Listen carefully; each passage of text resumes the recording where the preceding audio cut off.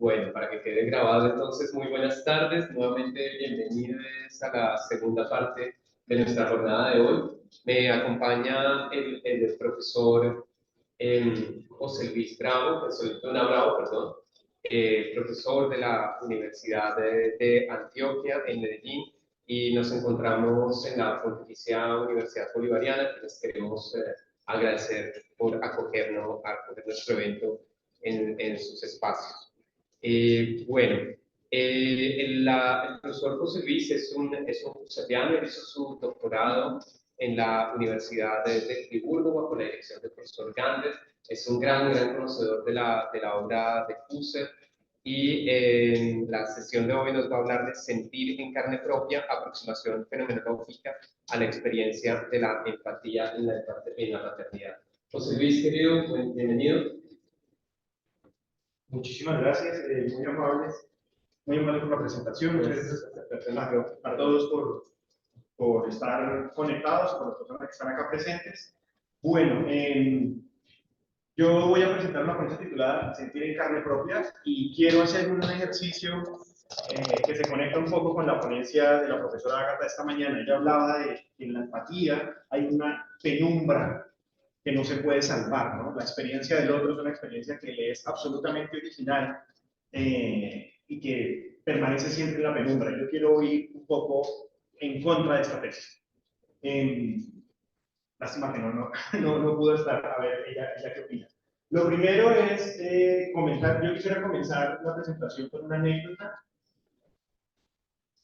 que fue lo siguiente. Yo hace unos 3 años más o menos me encontraba hablando con una amiga. Yo tengo un niño de 4 años y medio y me encontraba hablando con una amiga de cualquier tema. De pronto conté alguna anécdota de mi hijo y su pregunta fue: ¿vale la pena tener hijos? Esa fue su pregunta. En su momento me cogió de sorpresa, un poco como esas preguntas que se le vienen a uno encima y uno no sabe qué decir. La forma fácil, por decirlo, por ponerlo en términos de base, pues la respuesta retórica, la respuesta ordinaria hubiera sido: sí, es fantástico, te cambia la vida, etc.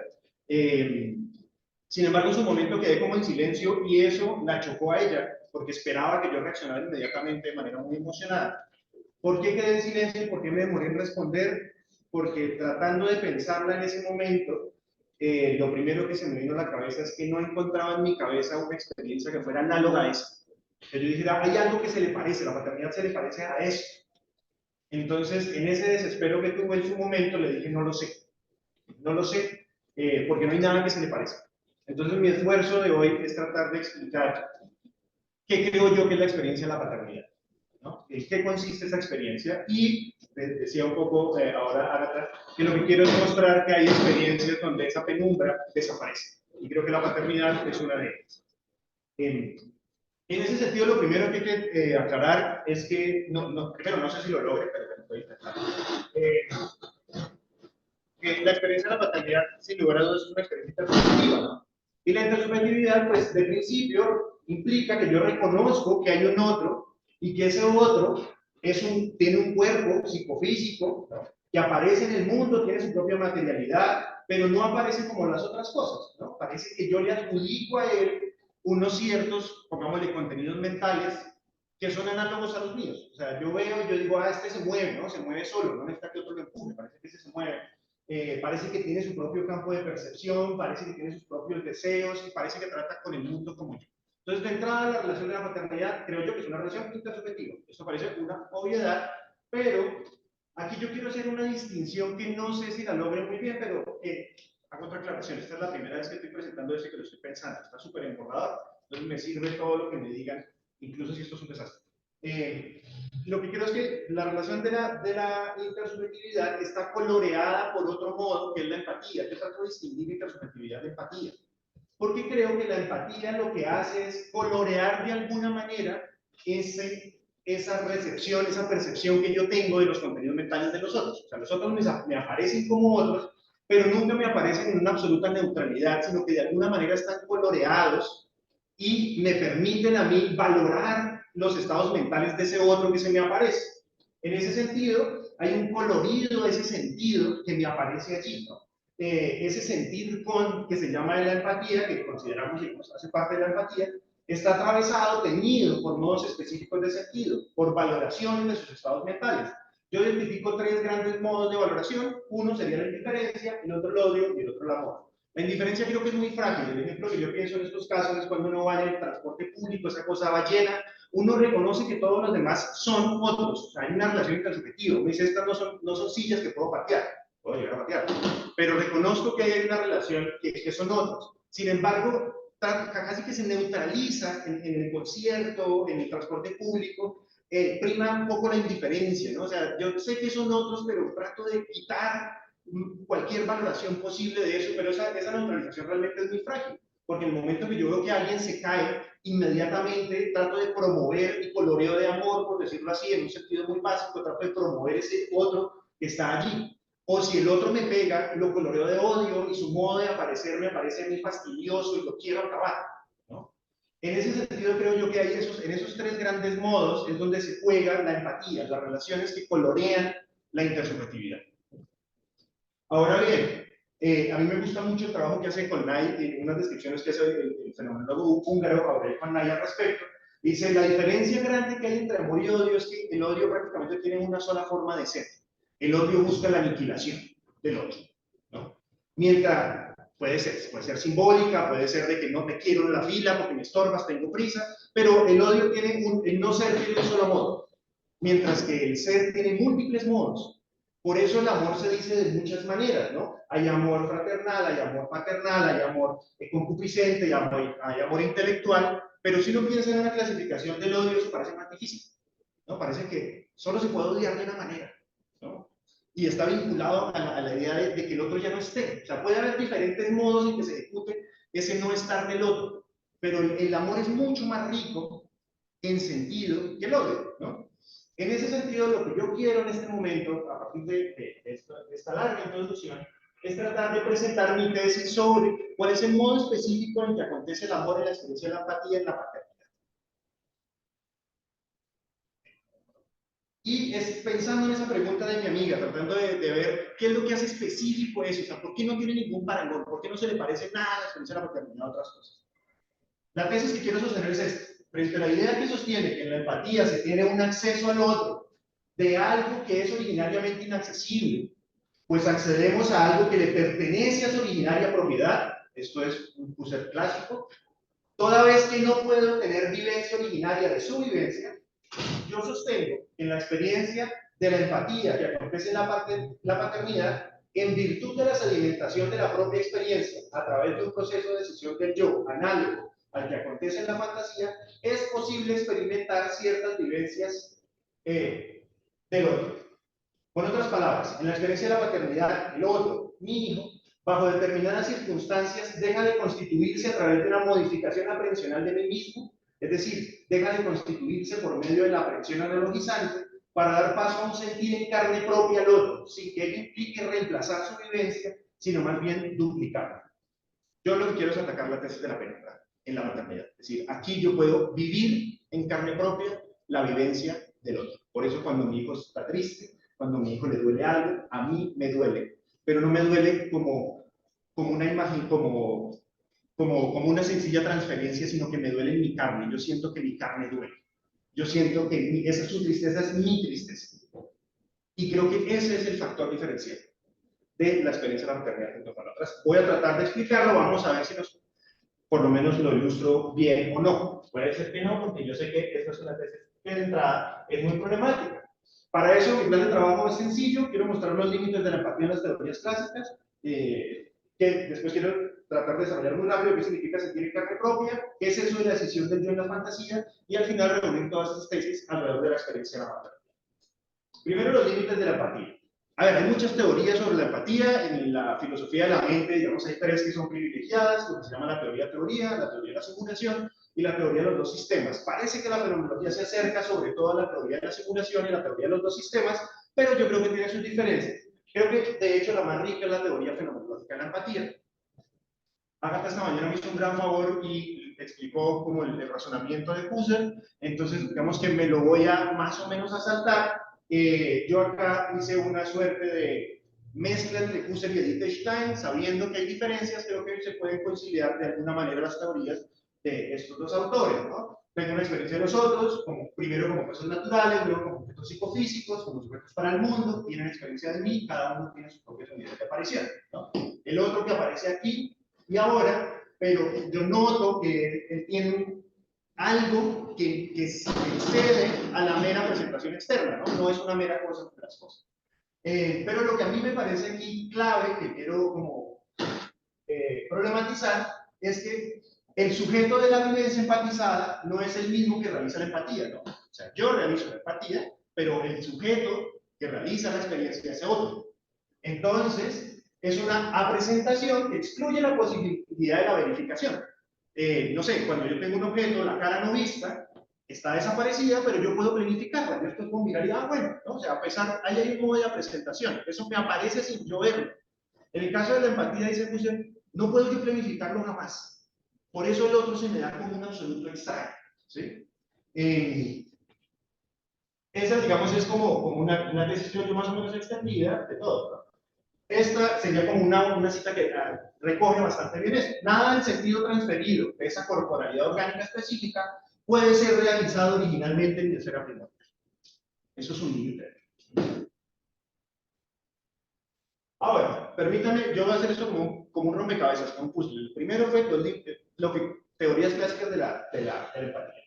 Esto también muy rápido, ¿qué significa sentir en carne propia? ¿No? Yo, además de establecer esta famosa distinción entre Leib-Körper y la idea de que somos efectivamente un cuerpo orgánico, un cuerpo psicofísico, me interesa destacar una cosa de esta distinción, ¿no? Y es que en últimas nosotros aprendemos nuestro propio cuerpo, ¿no? O sea, nuestro propio cuerpo lo estamos aprendiendo de manera permanente, muy en la línea de la conferencia de Natalia y la conferencia de Agatha de esta mañana, ¿no? Entonces siempre se me aparece como carne, pero es una carne que estoy aprendiendo perfecta continuamente, por eso puedo tener el mismo oído, pero si yo aprendo música, lo que aprendo del mundo me aparece con un sentido diferente.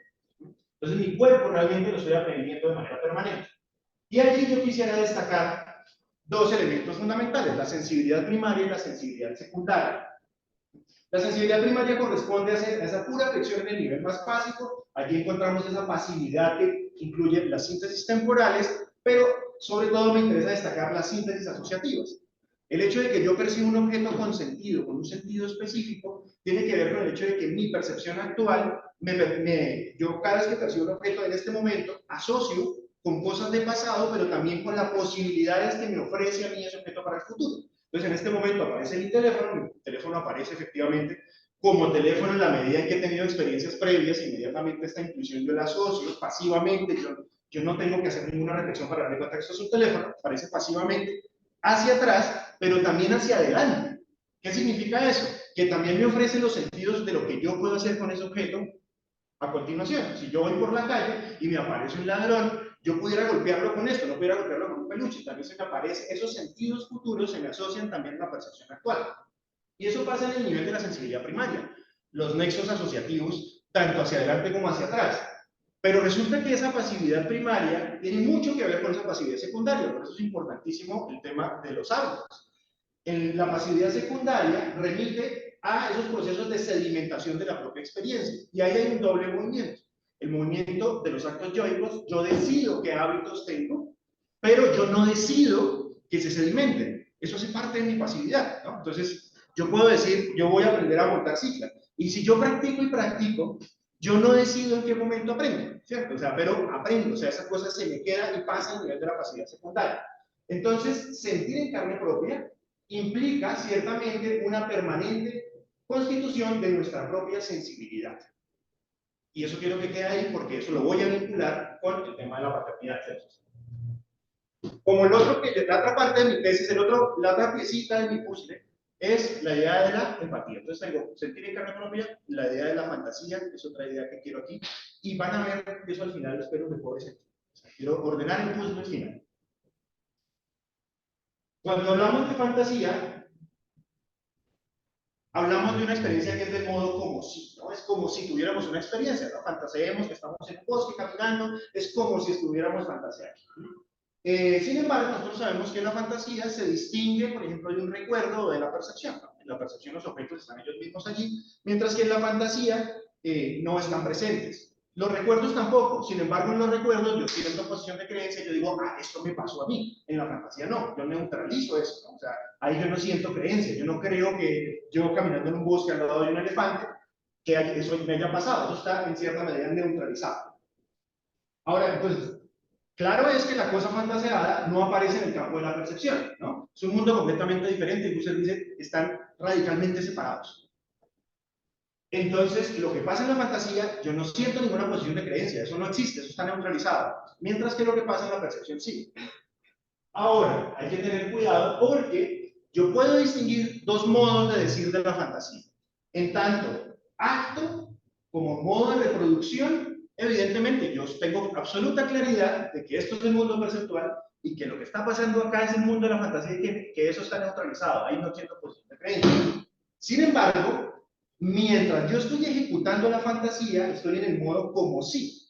Eso me abre la posibilidad de que yo crea lo que está pasando en el mundo, ¿no? O sea, yo puedo sentar como que eso que está pasando en ese mundo de fantasía, ah, pues está allí pasando y yo creo que eso es así, ¿no? Lo fantaseado aparece en un cierto modo temporal y espacial específico. En lo vivido, en el modo del como si, tiene lugar una cuasiposición. No, yo no me puedo negar la posibilidad de que si estoy fantaseando, que estoy en un bosque y que ese bosque es muy oscuro, pues yo siento posición de creencia de que ese bosque es oscuro. Y yo creo, mi yo de fantasía cree que ese yo efectivamente es oscuro, ¿no? Entonces, aquí tiene lugar lo que Husserl llama una escisión del yo. No sé si es la forma más afortunada de traducirlo, la Ich-Spaltung.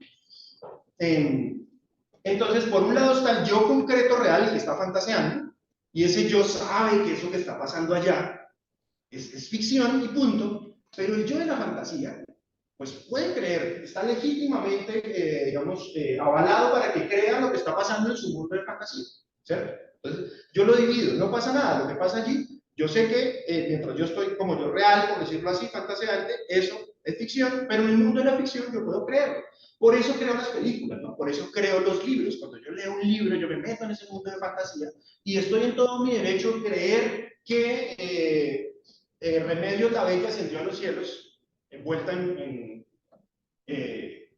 sin que en cuerpo, ¿no? O sea, o que cuando se muere el personaje se llena la ciudad de mariposas amarillas y yo tengo todo el legítimo derecho de creer que eso es así en el yo de fantasía, ¿no? Ahora, esto es clave. Entre el yo real, concreto, fantaseante, y el yo de fantasía, sí es cierto que hay diferencias, ¿no? El yo fantaseante neutraliza la creencia del mundo. Yo sé que eso es ficción, pero el cuerpo de fantasía ejecuta la cuasi creencia. El yo real es siempre uno y el mismo, ¿no? O sea, yo siempre cambio, tengo múltiples actos. Mientras que parece que el yo de fantasía es muy diverso, tengo siempre nuevos. En el yo hay una continuidad del flujo temporal, o sea, yo, mientras que parece que los mundos de fantasía son limitados, arrancan y acaban.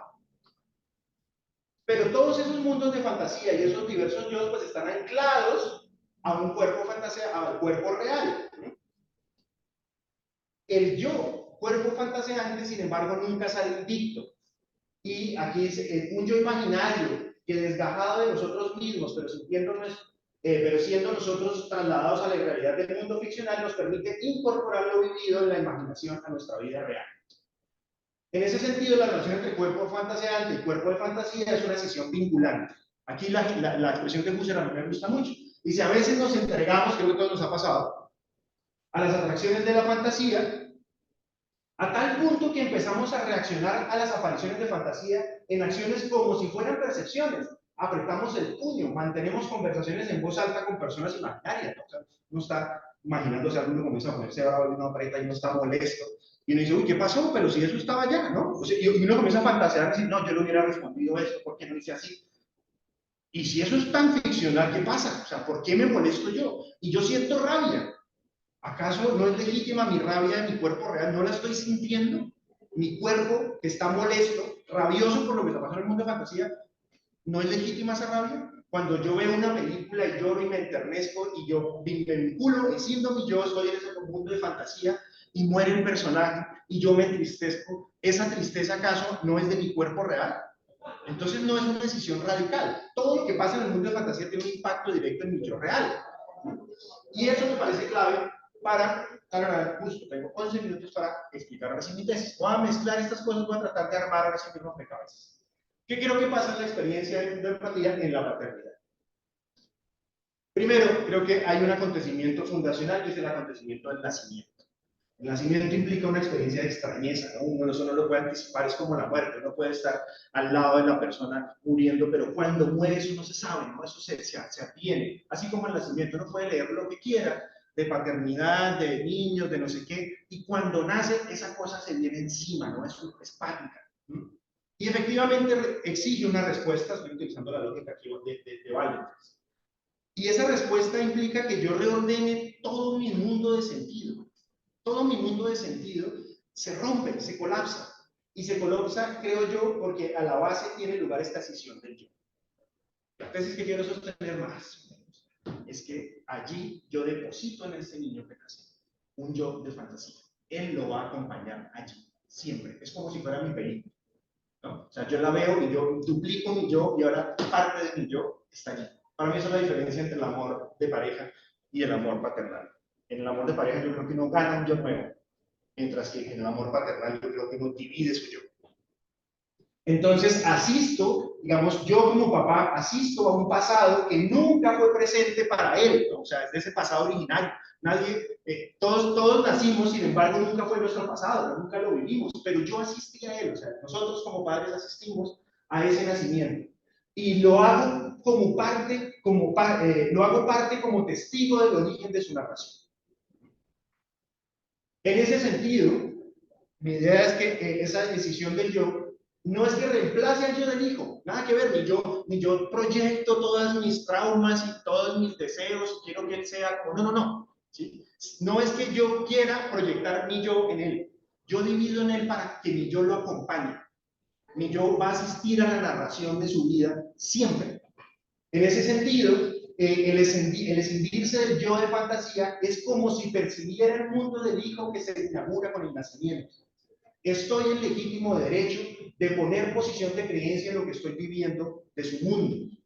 Así como en la narración yo puedo entristecerme cuando divido mi yo allí y comienzo a asistir a esa narración, a esa nueva historia de vida, yo tengo todo el legítimo derecho de entristecerme y sentir en carne propia su dolor. Ahora, eso tiene condiciones, la presencia efectiva, ¿no? Yo puedo ver el nacimiento de Irving, y ahí se acabó la experiencia paternal. Eso requiere la presencia efectiva y constante, lo que hace es promover la entrega a ese mundo de fantasía.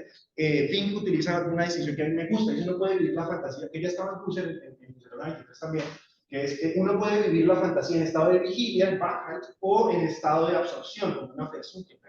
Dice Husserl, a uno se hunde a veces tanto y tanto en la fantasía que el mundo perceptivo a veces a uno se le va. Incluso uno está tan ido como que el mundo perceptivo comienza a desaparecer.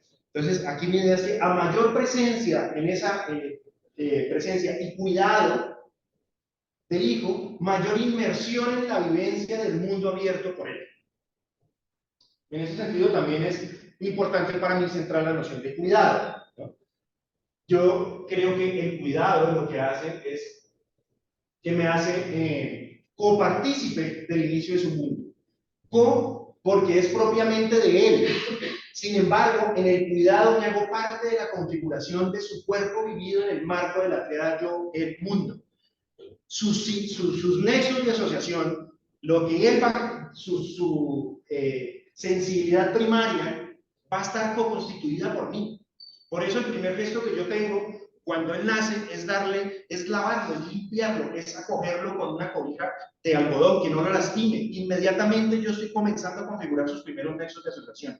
Yo soy copartícipe de esa constitución de mundo que está teniendo lugar allí. Es como si comenzáramos a escribir juntos las primeras páginas de esa narración, que como en la literatura, después comienza a hacerse independiente. Pero el autor cuando comienza a escribe las primeras páginas y en la siguiente ya no puede cambiar porque sí, ya estableció unas reglas que comienzan a atenderse y que yo tengo que seguir, ¿no? Por eso casi que los escritores dicen que se ven obligados a hacer lo que el personaje tenía que hacer.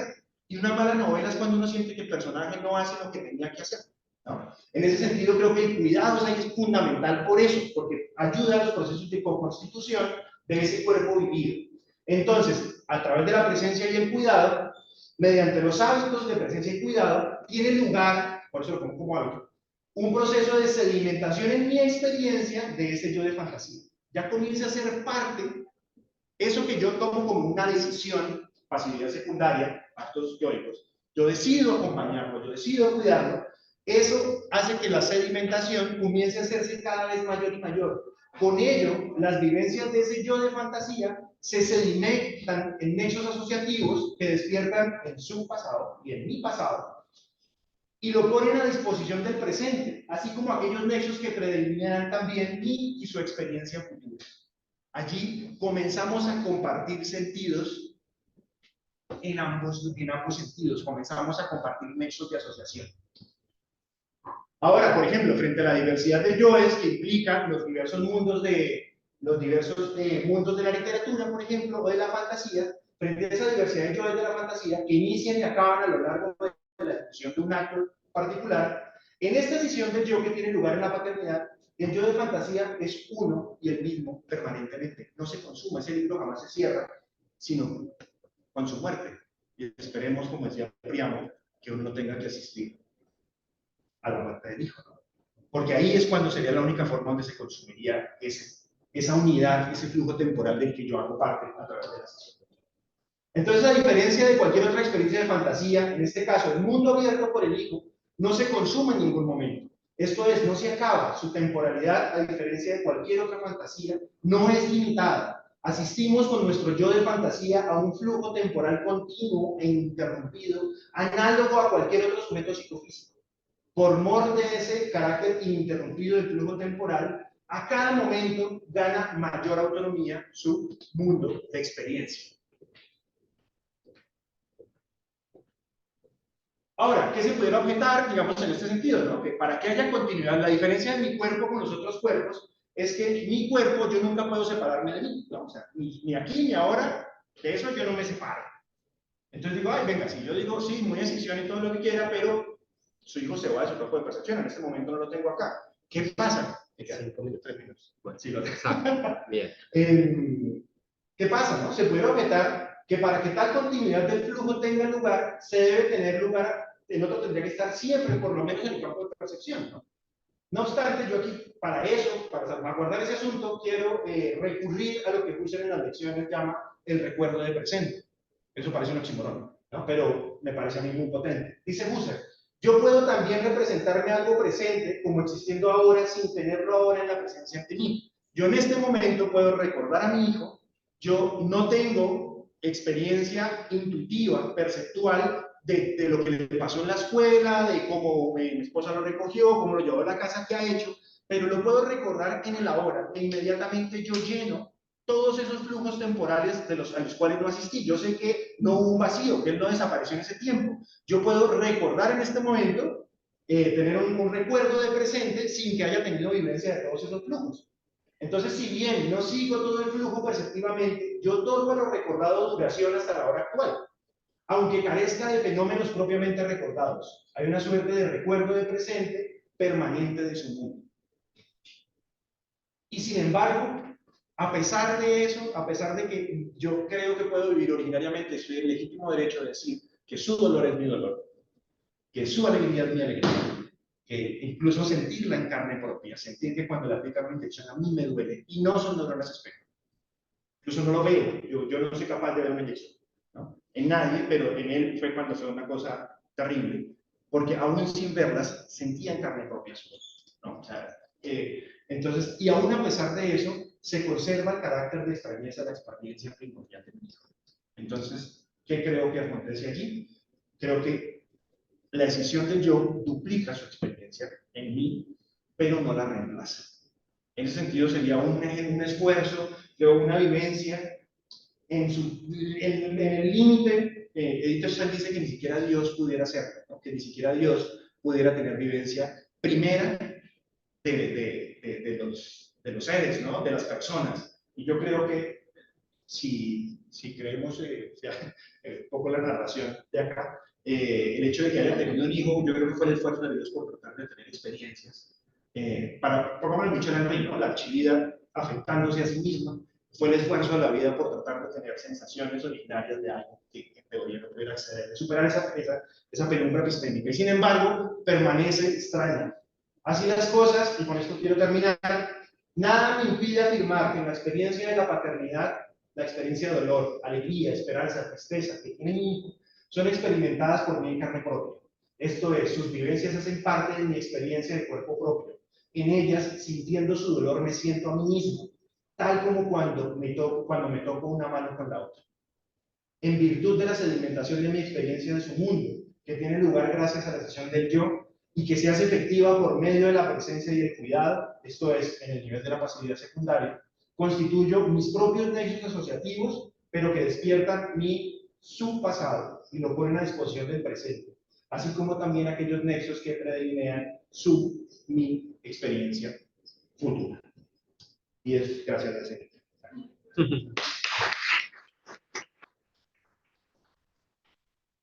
Querido José, muchas gracias por tan bonita presentación, por cumplir con el tiempo. Damos paso a una sesión de preguntas de 10 minutos. Quien tenga alguna pregunta en la sala de Zoom puede levantar su mano y con mucho gusto le habilitamos los permisos.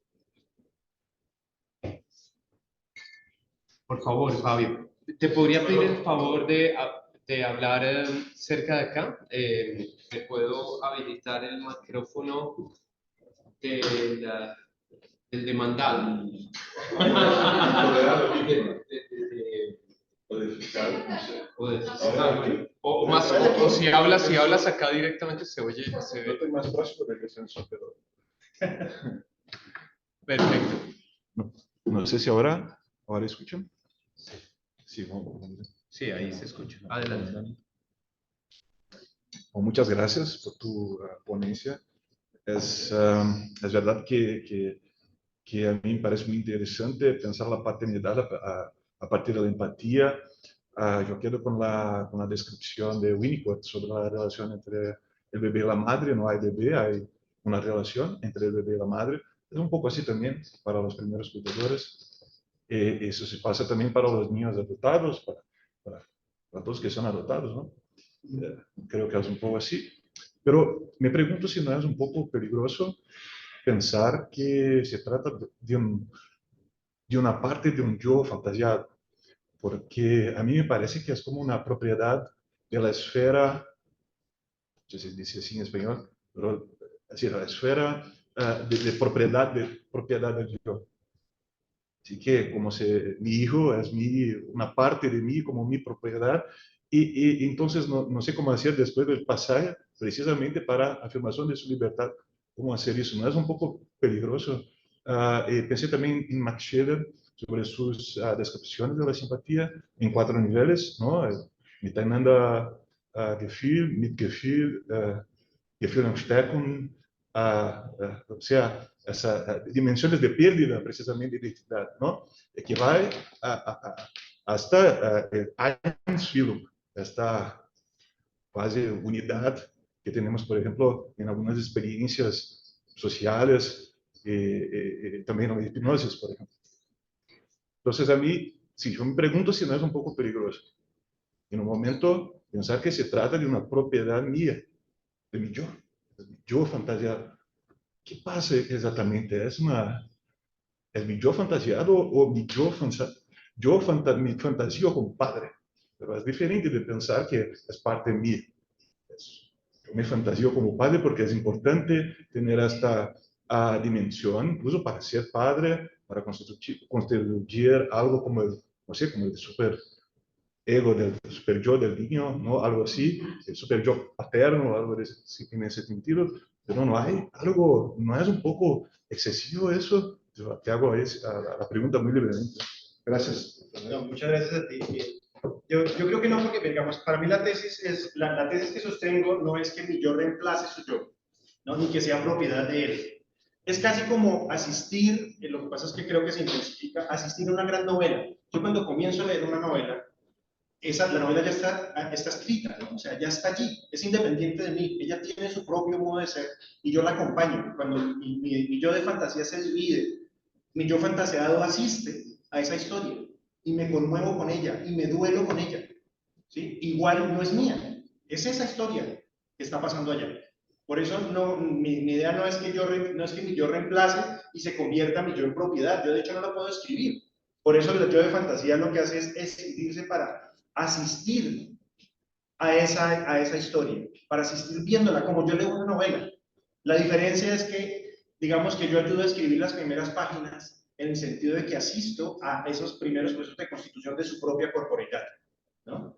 Pero es su propia historia, ella misma comienza a andar y yo lo que hago es estar allí como un espectador, insisto, que si le pasa algo al personaje de la novela yo sufro, ¿cierto? Pero el personaje de la novela está allá, o sea, él es independiente y su flujo es independiente, sin embargo yo lo sufro. Entonces, es más, escisión del yo no implica duplicación de mi experiencia, pero no aniquilación del yo del otro ni apropiación del yo del otro. Por eso la extrañeza del otro siempre permanece. Sin embargo, yo creo que puedo vivir, gracias a esa decisión, en carne propia, algo que diría Husserl y Wittgenstein es imposible, ¿no? Lo que pasa es que utilicé una estrategia retórica, que espero argumentativa, que me ayuda un poco a entender eso, ¿no? O sea, eran casos muy puntuales. A mí esto me chocó mucho cuando, no sé si puede ser un asunto de idealización, lo que sea, sentir que cuando él estaba enfermo a mí me dolía el cuerpo. Y eso me chocaba. Yo decía, ¿pero qué me está pasando? ¿No? O acostarme con él a dormir y sentir su nariz y no saber si es el palpitar de su sangre o la mía la que palpita. Entonces, como algo está pasando acá que es muy intenso. Y traté de pensarlo, ¿qué pasa? O sea, ¿qué es lo que hace específica? ¿Por qué no me... amo a mi esposa, amo a mis papás, pero ¿por qué no me pasa esto con ellos? ¿Por qué me pasa esto con él? Y esto fue por lo menos los primeros, por eso esto es un borrador total, o sea, estos son los primeros plumazos y a mí me gustan los eventos como estos, justamente para arriesgar a ver qué pasa. No me gusta presentar resultados, sino como cuando estoy arrancando a pensar algo. Gracias, José Luis, por esa preciosa conferencia. Creo que tenemos mucho de qué hablar. Mi comentario iba un poco en línea de Fabio también. Tengo problemas con ese yo fantaseado. Pero porque siento que tal vez no es necesario crear la novela de tu hijo para sentirlo. Y tal vez eso ocurra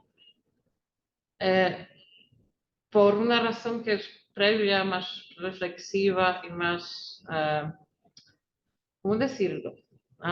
Espacial, si quieres. Hablaste de los cuidados. A mí se me hace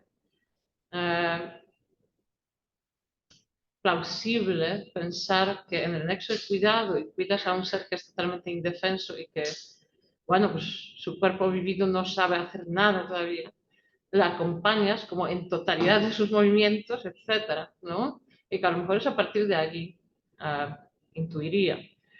Yo estuve pensando que justamente una de esas estrategias que tienes a partir de una empatía para crear como consenso, sentir más de la otra persona, es justamente a través de cuidados, pues, actividades compartidas, digamos, no necesariamente de cuidado.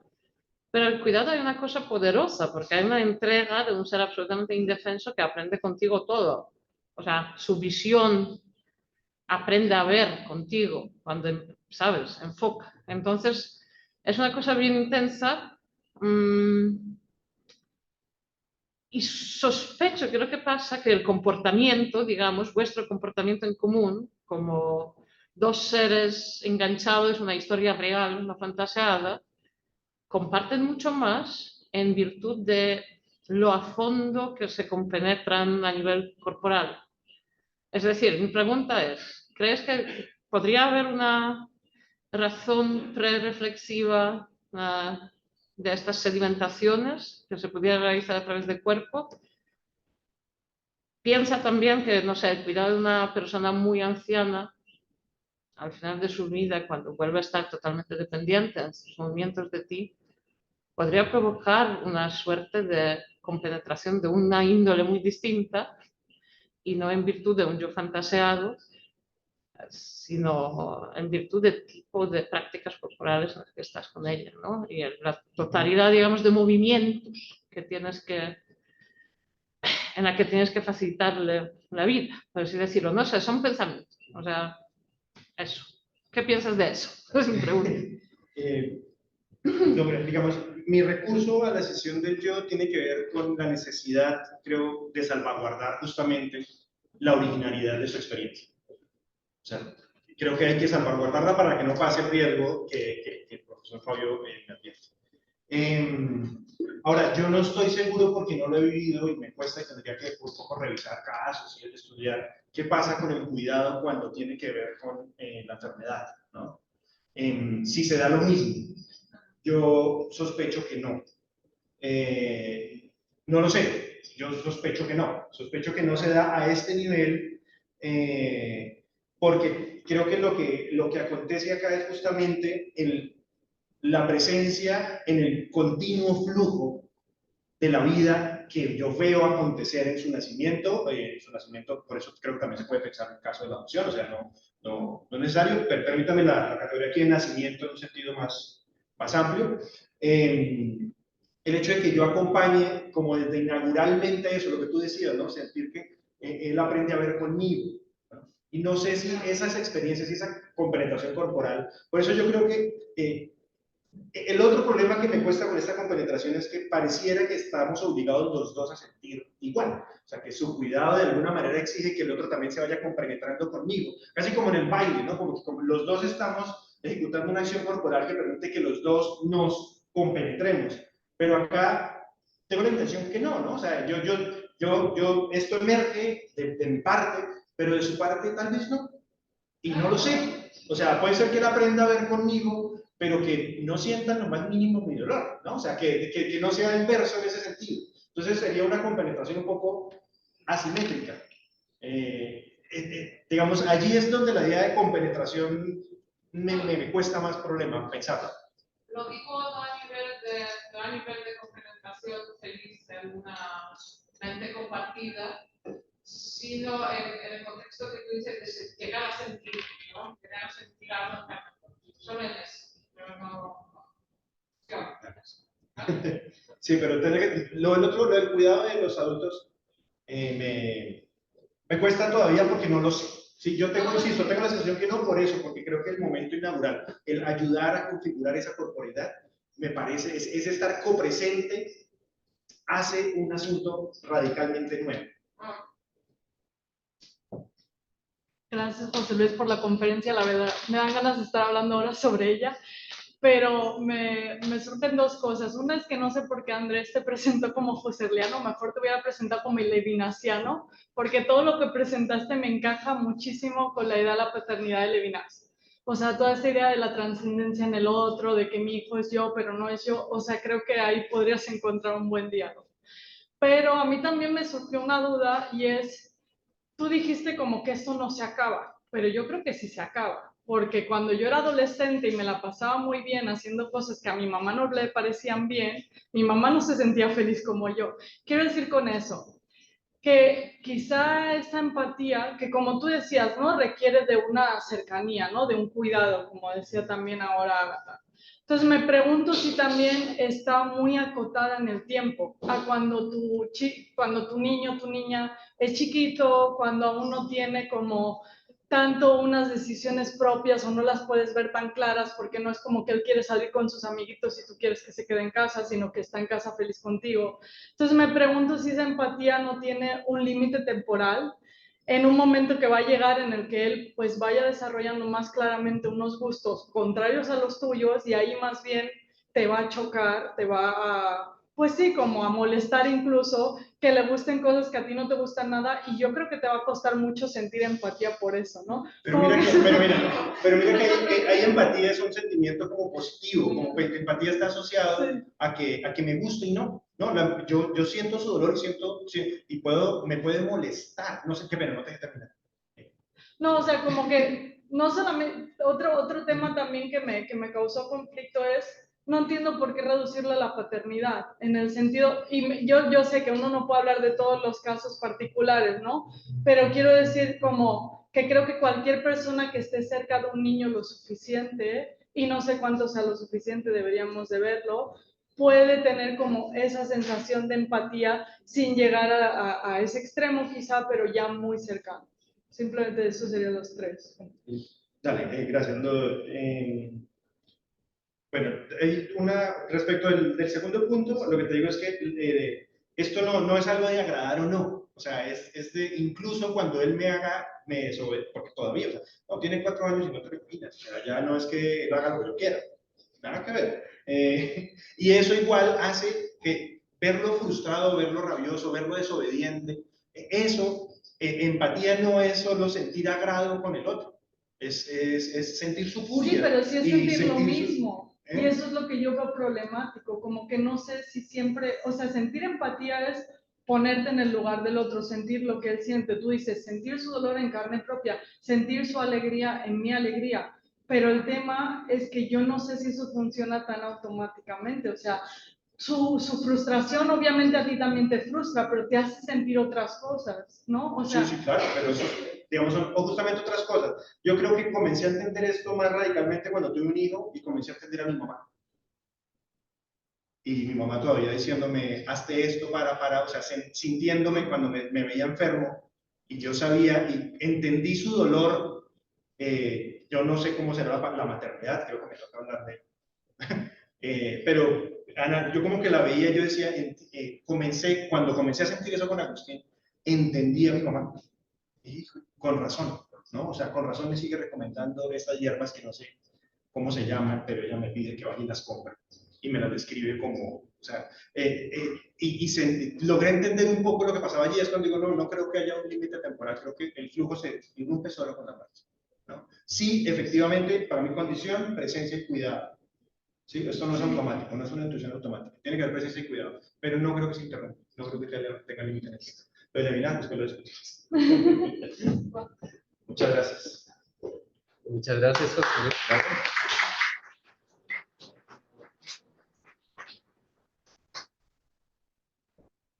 Bueno, muy bien, queremos darle la bienvenida a Fernanda Núñez, quien puede ya encender su micrófono y es la siguiente persona que nos acompaña el día de hoy. Fernanda, bienvenida, permíteme, vamos a parar esta grabación.